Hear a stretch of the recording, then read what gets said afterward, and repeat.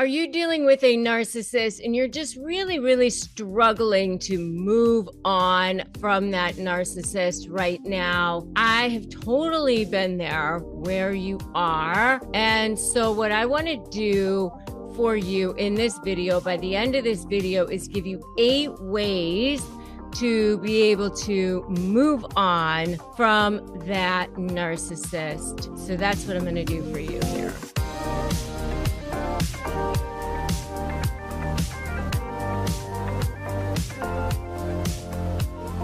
I'm Rebecca Zung, and I am a lawyer. I'm also a narcissist negotiation expert, and I've helped thousands of people go from lives of drama, trauma, chaos, where you've been literally gripped, consumed by narcissists, to feel free, light, joy, peace. That's what I want to do for you. I've written 2 best-selling books. I've had a top law practice. I've been recognized as one of the top lawyers in the United States by US News. I want to help you as well. It is my mission on this planet to help people break free from toxic relationships, whether it's a business relationship, a personal relationship, a family relationship. I invite you to subscribe to this channel and hit that notification bell so that you can also break free from narcissists. I also invite you to download my free Crush My Negotiation Prep Worksheet. It's a free ebook for you. It's 15 pages, and you can get that at crushmydeal.com. All right, so 8 ways to move on from narcissists. The first thing you have to do, now remember, you've been conditioned from the beginning. You've been love bombed, you've been charmed. They come along. They are the most charming, incredible people on the planet. Seriously, they know how to become exactly what it is that you need to see, because they've been reading you from the beginning. The reason why they know how to do that is because they started off from the time that they were children as needing this as a survival skill. I say, like Malcolm Gladwell's like 10,000 hours to achieve mastery, right? They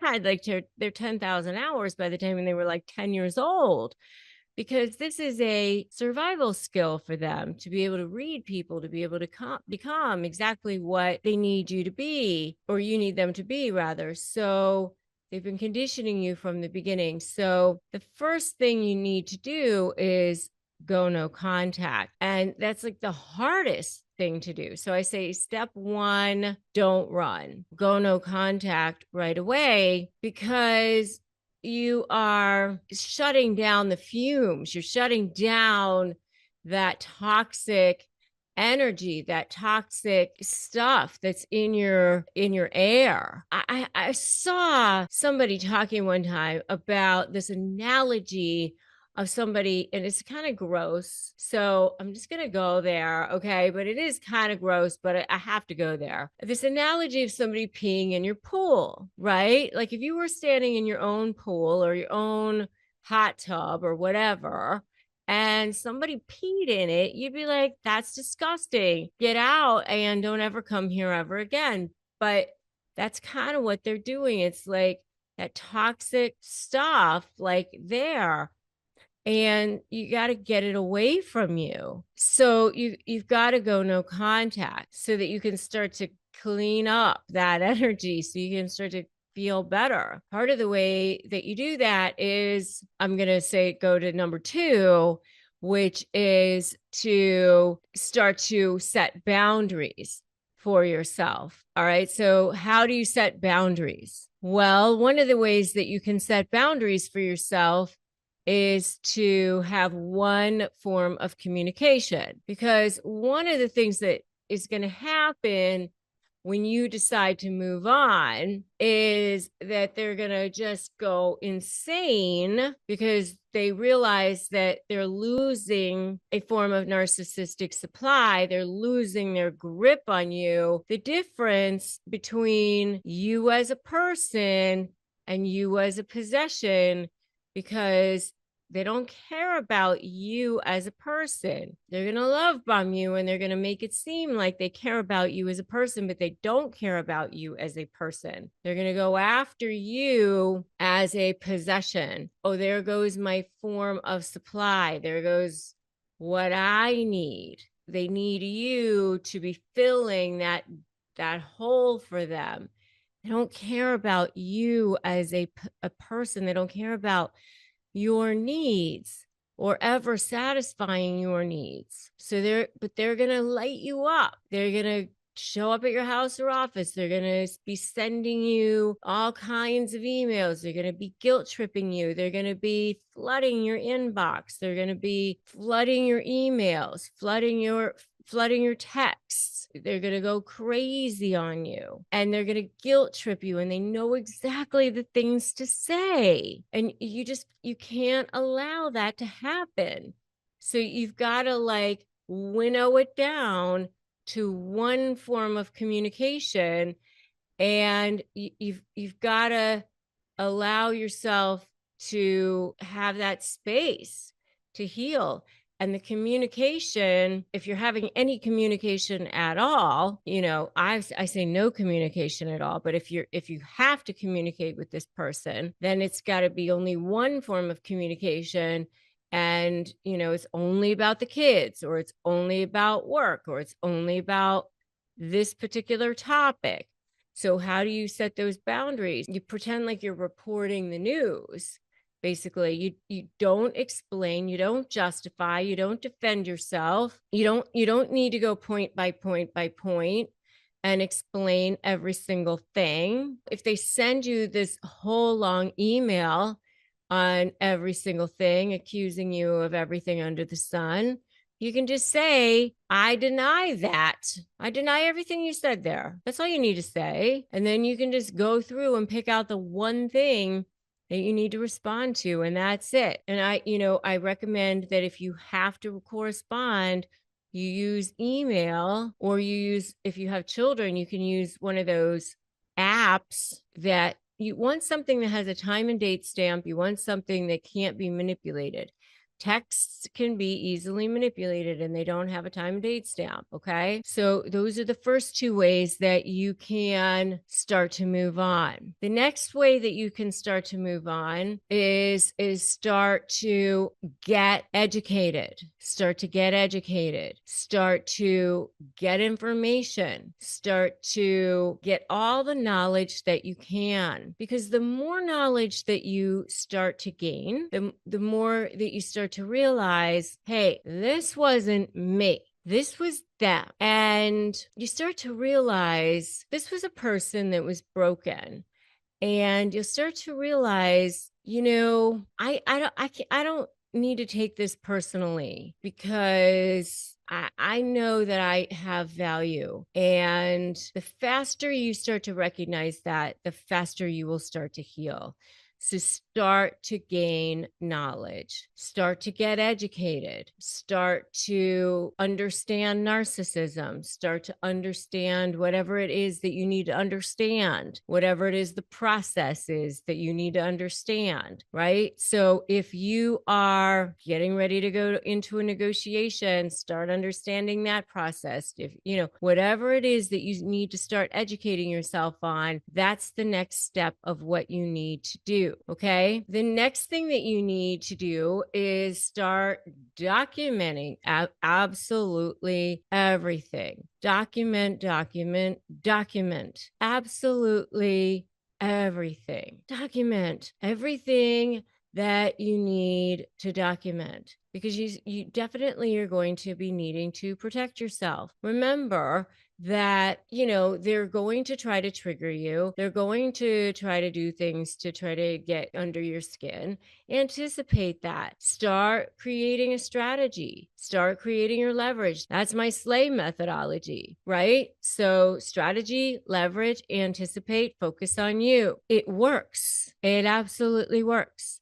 And remember, your leverage is going to be thinking about your diamond level supply and your coal level supply. What's going to be more important for a narcissist to protect and defend than the supply that they get from jerking you around, right? And that's how you develop it. And that's what I teach you in my Slay program. And by the way, if you don't have access to a support system, we do offer that in my free Facebook group, so make sure you join that. You definitely want to have access to support. And we do have a sponsor on this channel, which is BetterHelp. And you can go to betterhelp.com/Rebecca Zung to get that help if you need it, because we just want you to have access to the help and support and guidance that you need, something that you can trust. We get commissions on that. It doesn't cost you any extra. So that's the next thing. The next thing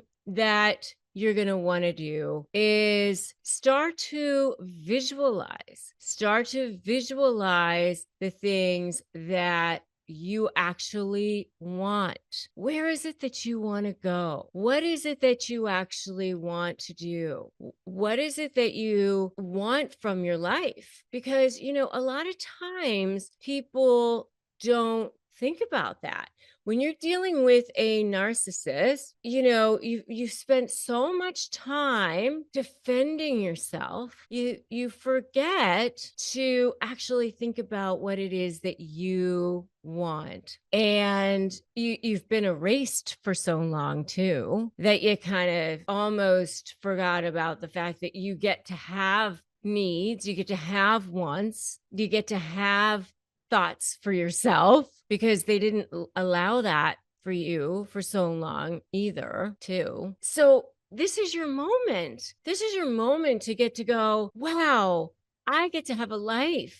I get to think about the great things in my life. And, somebody recently said to me that he was going to think about the majors in his life instead of the minors in his life. And I thought that was such a beautiful thought. The majors in his life are the big F's, he said, instead of the small things. So, family and finances and, like the major amazing things in his life, right?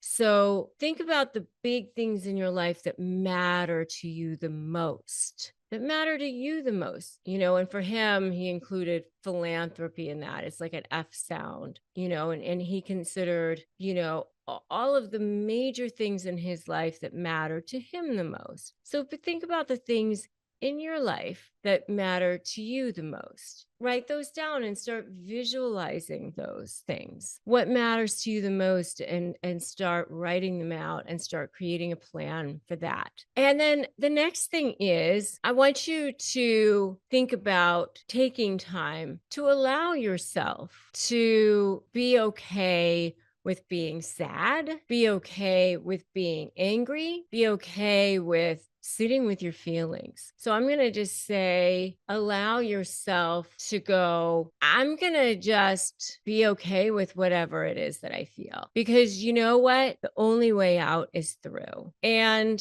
you can't rush that. You can't rush that. I just had a whole conversation with somebody who had dealt with a lot of trauma in many different ways, because of a husband, because of several different things. And she was, kind of upset with herself because she felt like she should be further along. And I reminded her it had only been like 6 months since certain things had happened, with her husband and with other things. And she was like, you know what? You're right. Has only been 6 months, so allow yourself time to process, and don't be too hard on yourself. If you're still feeling sad, you're still feeling angry, you're still feeling resentful, you're still feeling like you missed the person, that's okay too. Because, especially if you had a life with a person for a long time, that's all right. You can sit there and journal out what it is that you're feeling and say, I'm still feeling this or that or whatever. Emotions are tricky things, and things can be triggered by the craziest things too. We can be triggered by a smell. We can be triggered by hearing a song. We can be triggered by seeing somebody that you can be triggered just by seeing an interaction, because, our brain is networked, right? And just the familiarity of certain things causes a network of neurons to be engaged. And then there you are, it all gets lit up in there and things start getting fired up. And there you are, right? So it's okay to have that happen. So the next thing I'm going to say to you is find your vibe tribe. Find your vibe tribe, because that is critically important